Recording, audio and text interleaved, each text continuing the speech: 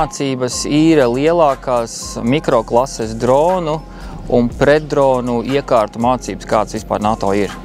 Pagājušais gads bija pirmais, kad mēs sākām, un pirmie iespaidi, kurus mēs spējām radīt gan savējiem, gan arī mūsu starptautiskajiem partneriem, bija tādi, ka šogad partneri ir 5 reizes vairāk. Vēl jau vairāk mēs šogad pirmo reizi esam Sēlijas poligonā, kurš ir īpaši radīts tam, lai varētu nodarboties ar elektronisko karadarbību un netraucētu civilos iedzīvotājus. Šajās mācībās tiek izspēlēts scenāriji, kur ar detekcijas iekārtām pretinieks mēģinās detektēt lokāciju mūsu dronu speciālistiem un, protams, censties viņus iznīcināt. Un mūsu uzdevums savukārt ir to nepieļaut. Tas nozīmē maskēties, slēpties, slēpt radiosignālu izplatību, nekādi mobīlie telefoni, nekas cits liekas, kas izstaro dažādus signālus, lai viņus pēc iespējas grūtāk būtu detektēt. Droni jau šobrīd tiek pielietot visās jomās, gan sapieriem, gan sniperiem, gan sakaru jomā, kā signāla retranslātori, gan kamikadze droni, gan